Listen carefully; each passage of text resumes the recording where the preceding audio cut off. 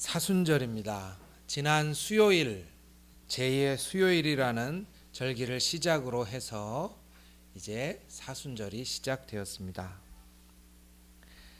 이제부터 40일간 저희들 예수님의 고난에 대해서 생각하고 이 40일이 지나고 나면 부활주일입니다. 사순절은 주연절 바로 다음에 있습니다. 힘들게 살아가는 우리에게 예수님이 오신 것을 기뻐하는 시간들이 지나고 난 다음에 이제 나를 위해서 예수님이 오셨는데 우리의 삶의 길을 어떻게 걸어갈까 하는 것이 바로 사순절의 화두입니다.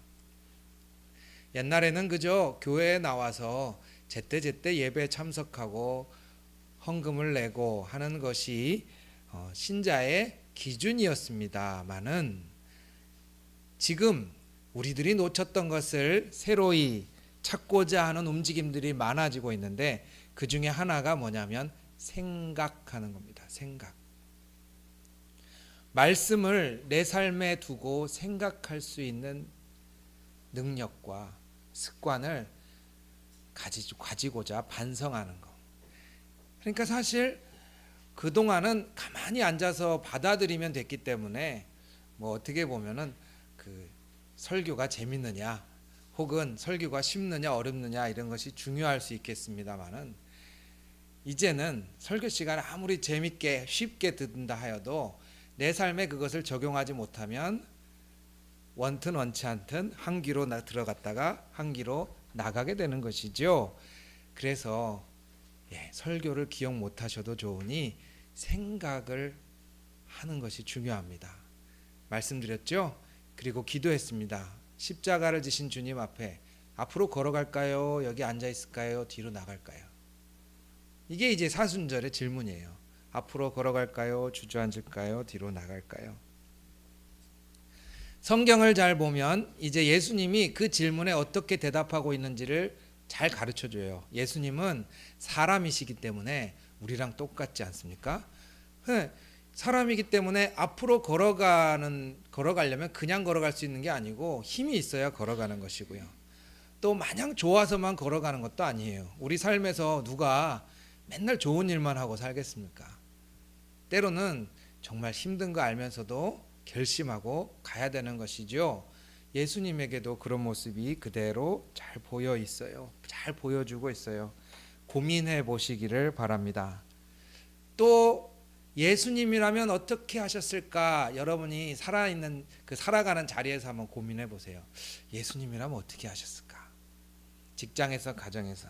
이게 또 사순절에 아주 유명하고 중요한 질문입니다. 예수님이라면 어떻게 하셨을까?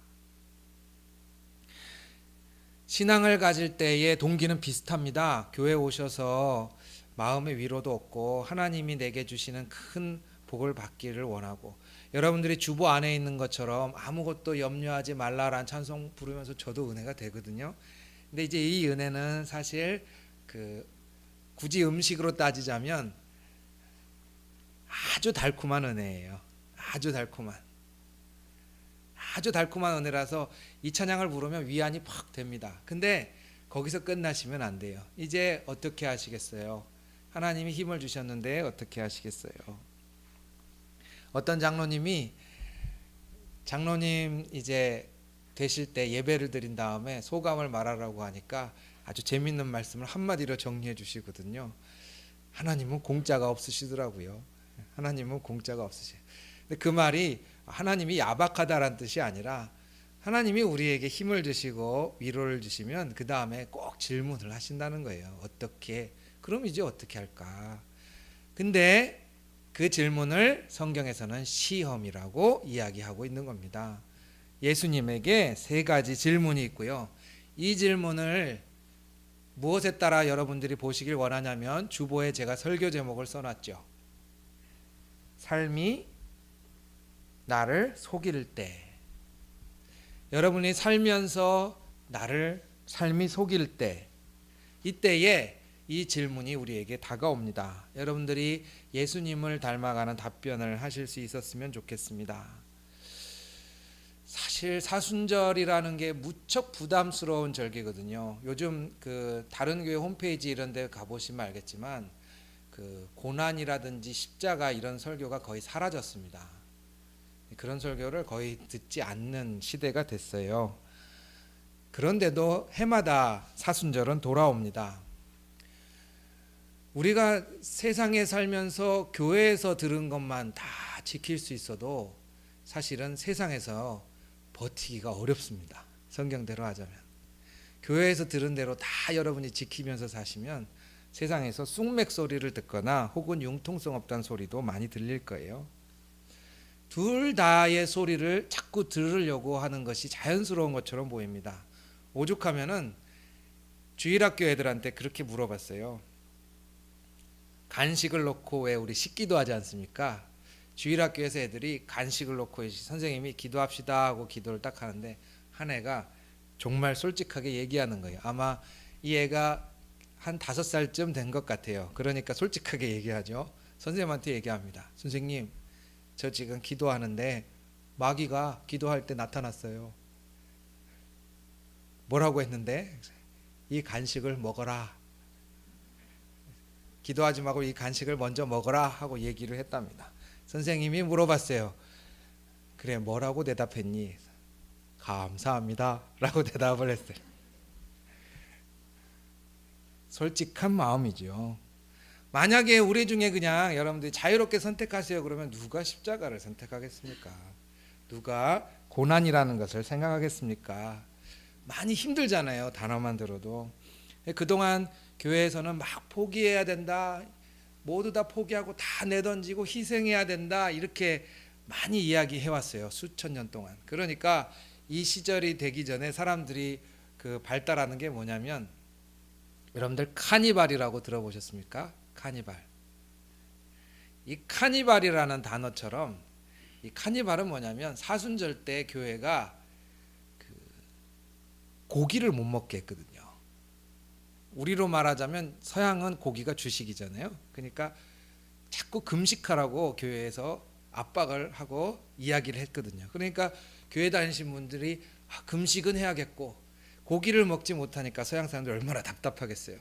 그러다가 이제 그게 딱 끝나는 날 어떻게 해요?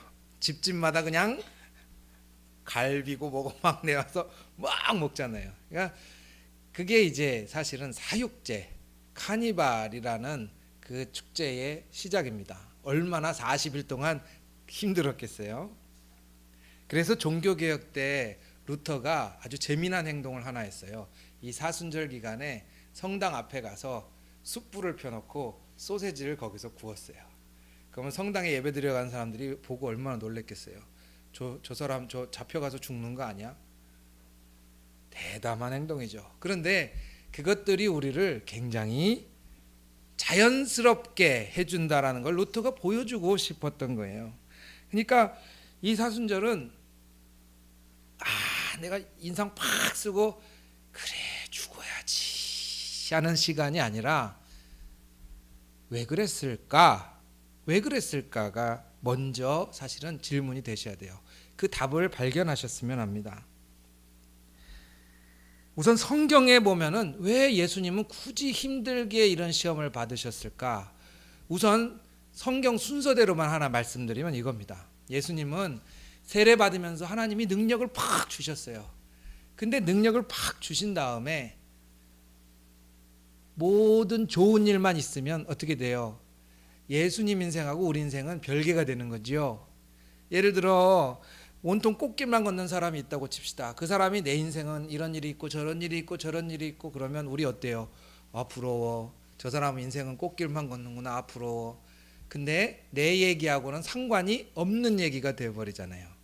성경은 기가 막히게 하나님이 예수님한테 능력을 팍 주신 다음에 너는 내 아들이다, 내가 너를 사랑하노라 막 있는 은혜를 다 주신 다음에 바로 시험으로 들어가게 합니다. 왜?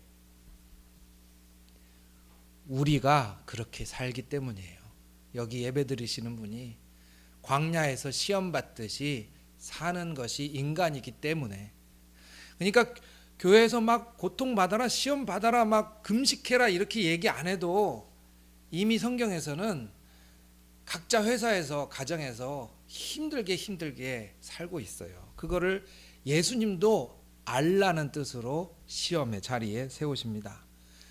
예수님은 우리에게 예수님이라면 어떻게 하실까라고 할 때 첫 번째 화두를 던져주시는 게 뭐냐면 예수님도 우리를 아신다라는 걸 가르쳐 주세요. 예수님도 우리를 아세요. 우리의 인생의 짐이 얼마나 무거운지 아시고 계세요. 그런데 인생의 짐이 무겁기는 하더라도 그건 안 해야 될 거 아니에요. 뭐냐? 무겁다고 해서 나 이거 인생 안 살래 그러고 뒤돌아서 포기하거나 방향이 완전히 틀어져 갖고 내가 인생 후회하게 되거나 그러지 말아야 될 거 아닙니까? 그러니까 이 질문이 중요한 거예요. 사는 거는 다 힘들고 힘을 내야 되는 문제인데 이 질문 앞에 우리는 뭐라고 대답할 것인가? 예수님의 시험 내용은 아주 잘 알려져 있는데 제가 그래서 굳이 길게 설명을 안 하겠습니다. 그냥 세 가지입니다. 하나는 40일 동안 배가 고픈 예수님에게 돌로 떡을 만들어라. 두 번째는 세상의 온갖 권세와 영화, 요즘 말로 하자면 돈일까요? 그런 부귀영화를 다 보여주고 한 번만 마귀한테 절해라. 그럼 다 주겠다. 세 번째는 하나님의 아들 아니냐, 높은 데서 팍 뛰어내리면 하나님이 짠 하고 나타나서 도와주실 것이다. 이게 세 개가 질문이에요. 그냥 읽으시면 그냥 동화 이야기 같은데 이거를 여러분들이 생각하기 좋게 제가 좀 조금 더 잘게 쪼개서 말씀을 드리겠습니다. 중요한 건 편한 길이 있었다라는 거예요. 세 개의 특징. 그러니까 사람이 선택할 때는 당연히 편한 길이 없어서 그걸 선택하는 게 아니라 누구나 선택할 땐 편한 길이 있다는 거예요. 근데 편한 길을 굳이 선택하지 않았다라는 게 중요한 것이죠. 말씀을 읽으면서 편한 길을 굳이 선택할 그러니까 맨날 편한 길만 찾아다니지 않고 편하지 않더라도 내가 이걸 선택해야 된다는 것만 깨달아도 믿음이 성숙하시는 거예요, 사실은.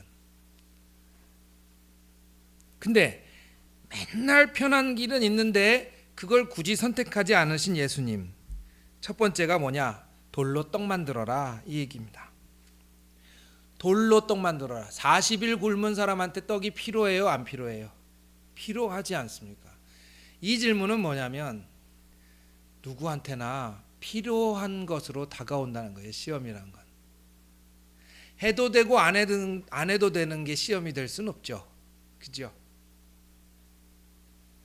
누구한테나 정말 필요한 것이에요. 근데 정말 필요해서 배고픈 사람은 꼭 먹어야 되는 데는 아무도 이의를 제기하지 않지만, 그러나 여기는 그래도 애들이 아니고 여러분들 다 인생을 어느 정도 사신 분들이기 때문에 이 말씀은 동의할 겁니다.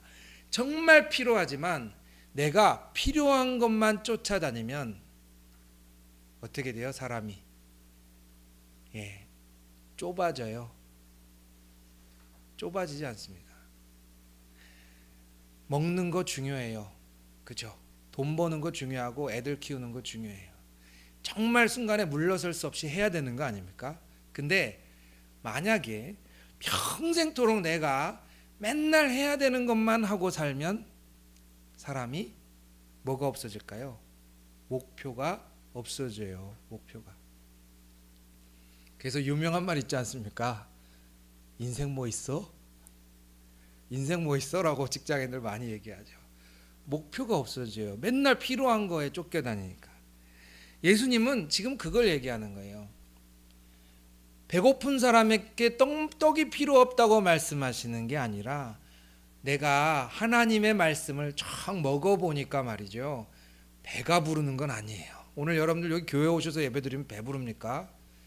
집에 가서 출발 비디오 여행 지금 하고 있는 출발 비디오 여행 보시면 비디오라도 몇 개 알게 되시는데 여기는 그런 거 안 주잖아요. 그러나 뭘 줘요? 목표. 맨날 필요한 것만 쫓아다니지 않고 이 30분 동안 딱 앉아서 목표. 사람이 필요한 것만 쫓아다니는 것이 아니라 목표를 흐트러뜨리면 안 되는 것이구나 라는 걸 먼저 알았어요. 이게 예수님은 하나님의 말씀으로 산다라는 거예요. 방향을 흐트러뜨리지 않으려면 때로는 배고파도 가야 되는 겁니다. 두 번째가 뭐냐? 내가 부귀영화 세상 권세를 다 보여줄 테니 나한테 한 번만 절해라 라고 얘기합니다. 사실 부귀영화를 다 보여줄 테니까 나쁘게 들리시죠? 제가 이거 문장을 살짝 바꾸면 이해가 가실 거예요. 예수님이 세상을 구원하러 오셨는데 내가 너에게 원하는 목적을 단박에 이룰 수 있는 힘을 주겠다. 이 소리거든요. 원하는 목적을 단박에 이룰 수 있는 힘과 조건들을 한 번에 싹 갖추게 해주겠다. 여러분 같으면 어떻게 하시겠어요? 힘들게 세상을 살아가는데 뭐 꼭 마귀처럼 안 생겨도 잘생긴 사람이 나타나서 내가 당신에게 이번에 고생하지 않고 한 번에 고속도로처럼 인생을 쭉 갈 수 있는 방법을 그 자리에 앉혀주겠다. 그러니 눈 한 번만 감아달라. 인생에 있어서 아주 많이 빠지는 질문 중에 하나 아닙니까? 신기하게도 요즘 사람들은 이 질문에 답을 마련해 놨더군요. 여러분 아마 익숙하게 들어보셨을 거예요. 한 번만 비굴하면 세상이 편하다. 그런데 성경에서는 뭐라고 얘기하고 있을까요? 예수님이 세상을 구원하시기 위해 온 건 맞아요. 예수님이 그걸 만약에 마귀한테 한 번 딱 절했으면 고생 뭐 십자가고 뭐고 다 필요 없어요. 목표를 한 번에 쫙 이룰 수 있어요. 그런데 뭐가 사라져요? 아무리 목적이 좋아도 그 가운데 선한 과정이 빠지잖아요. 선한 과정이. 여러분들 이 사순절에 나에게 그 질문이 들어올 때 이렇게만 대답하실 수 있더라도 믿음이 자라가시는 거예요. 뭐냐? 내가 정말 되고 싶은 거, 내가 갖고 있는 삶의 목표는 맞아요. 그게. 그리고 내가 눈 한번 질끈 감고 조금 비굴하면 편하게 살 수 있어요. 그런데 뭘 잃어요? 그 가운데 내가 선하게 걸어가는 과정이 잃어버리는데 나는 그러고 싶지 않아요. 이렇게만 대답하실 수 있어도 여러분들 예수님의 질문과 닮아 가시는 겁니다. 모든 바라는 것들을 이뤄줄 수 있는 기회는 우리에게 가끔씩이지만 오긴 온답니다. 그리고 그 길들은 말씀드렸듯이 내가 절대 불가능하게 선택 못하는 것도 아니고 내가 눈 한번 질끈 감으면 할 수 있는 것이기도 합니다. 그러나 어느 순간인가 그 과정이 무시됐을 때 우리 뭐라고 얘기합니까? 세상도 살아야 하고 예수도 믿어야 하는데 라고 고민하지 않습니까? 저는 여러분들이 세상도 살아야 하고 예수님도 믿어야 되는데 이걸 무시하는 게 아니고요. 내가 세상적인 선택을 하기 위한 이유로 그 이야기를 내 마음속에 떠올리지는 않으셨으면 하는 겁니다. 세상의 논리를 당연하게 선택한다면 결국엔 없어지는 게 뭐냐면 신앙인의 능력이 없어지는 것이거든요. 세상적인 능력을 잠깐 줄이더라도 없애더라도 신앙적인 능력을 과정 가운데 키워가는 게 하나님의 목표이거든요.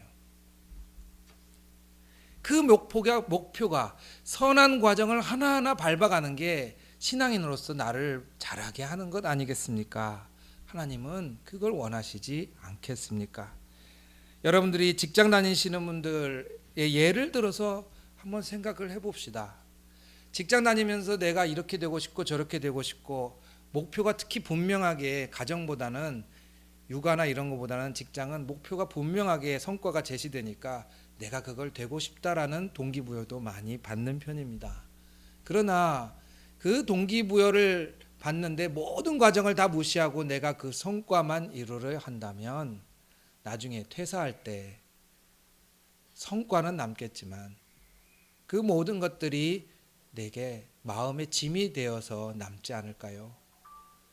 그러나 오히려 어떤 성과들은 많이 포기되었다 할지라도 내가 그 순간 고군분투하며 방향을 잃지 않는 과정을 밟아갔을 때 여러분들이 그 시간들이 지난 후에 내가 신앙인으로서 직장에 그래도 남는 게 있었다라고 고백할 수 있지 않을까요?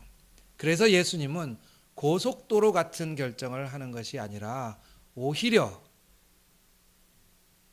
그 순간에 한 발짝 더 주님의 뜻을 따라 내딛기를 바라셨던 것입니다.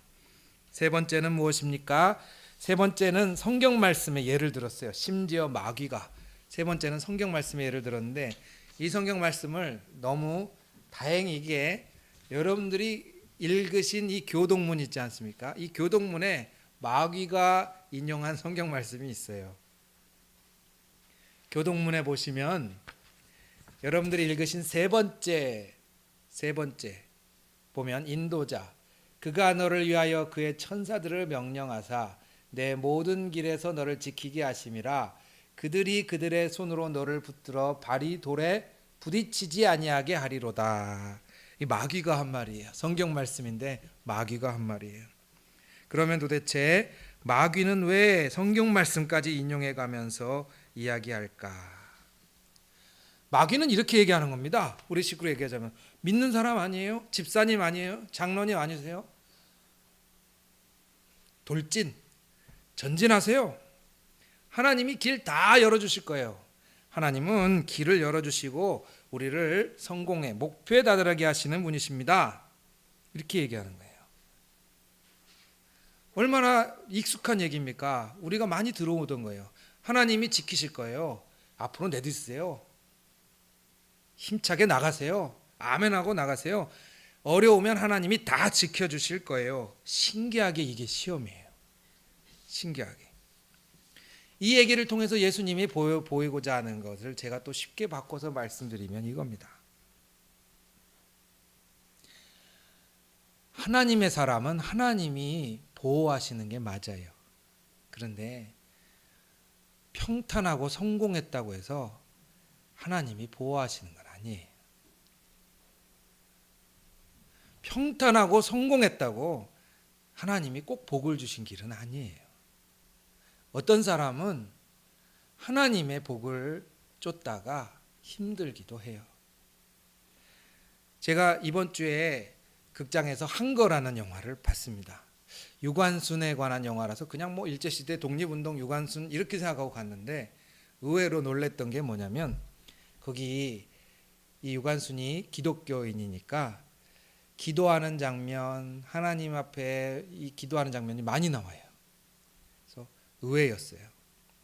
근데 그 와중에 이제 3.1운동 때문에 감옥에 갔는데 1주년이 됐을 때 감옥 안에 있지 않습니까? 감옥 안에 막 매맞고 고문당하고 다들 겁에 질려 하는데 유관순이 1년 딱 지나서 3월 1일 되던 날 그날 감옥에서 만세를 부르려고 합니다. 다 이렇게 쇠사슬에 매여서 혹은 좁은 감방에 갇혀서 다 이제 겁에 질려 있는데 거기 감옥에서 만세하고 부르면 어떻게 하겠습니까? 바로 끌려 나가잖아요. 해도 되고 안 해도 되잖아요. 감옥 안에서는 다들 말려요. 나가서 하자. 나가서 지금 3년형 받았는데 잘 지내면 가석방 되니까 한 1년 있다가 밖에 나가서 또 만세하면 되지 않냐. 왜 지금 바로 직방으로 그냥 잡혀가서 고문당하는 일을 왜 하냐.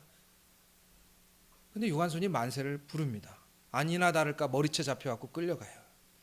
끌려가갖고 고문실로 딱 들어가는데 유관순이 뭐라 그러냐면 하나님 하고 소리를 질러요. 그런 선택을 안 해도 됐잖아요.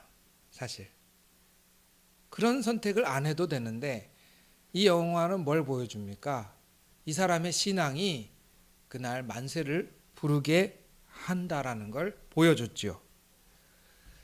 편하고 안정되게 인생이 쭉쭉 나간다. 혹은 어려움을 잘 이겨내고 어떤 사람들이 성공한다. 하나님이 보호하시는 것처럼 보이는 사람들이 있어요. 교회 안에도 있어요. 그러나 다시 말씀을 드리지만 성공한다고 목표에 다 다다른다고 그 사람이 하나님이 인정하시는 사람은 아닙니다. 오히려 고난받는 것이 하나님의 뜻이라고 생각하는 사람들이 있어요. 근데 고난받으면서 살다 보면 성공하기가 어렵습니다. 여러분이 갖고 있는 인생의 목표 어렵습니다. 유관순 영화에 나오는 대사를 인용하자면 그거예요. 하나님은 고난을 비껴가게 하실 힘은 없으신 것 같아. 그런데 하나님은 고난을 이길 힘은 주시네. 참 신앙적인 대사 아닙니까? 예. 이 세 번째 시험은 바로 그겁니다. 하나님의 초점은 결국에는 성공하고 내 목표를 이루어가는 삶을 살도록 한다기보다 그렇게 끈질기게 고난 앞에서 힘을 주시는 하나님을 붙들고서 남들이 보기에는 사실은 그것이 성공이 아닐지라도 주님 안에서 주님과 붙잡고 그 길을 끝까지 가는 그 삶을 살도록 이끌어 가십니다. 이것이 세 번째 시험입니다. 이제 말씀을 마무리하고자 합니다. 세계도 많으십니까? 저는 또 요약을 자꾸 하는 성격이 있어갖고 첫 번째 말씀드렸던 것을 상기시켜 드립니다. 늘 해도 되고 안 해도 되는 것이 아니라 시험은 반드시 우리가 끌려가거나 임해야 되는 것으로 옵니다. 그 와중에 시험이 우리한테 안 당한다, 시험이 다가오지 않는다, 다가온다가 신앙의 기준이 아니라요. 누구나 시험을 당하지만 그때 어떤 선택을 하느냐가 결국 신앙입니다. 그리고 하나님은 목표를 이루는 것보다 그 과정에서 우리의 성숙을 이끌어 내시고자 하십니다. 주님의 신뢰, 주님의 권능을 신뢰하시는 그런 사순절 지혜로운 그리스도인 되시기를 축원합니다. 기도하겠습니다.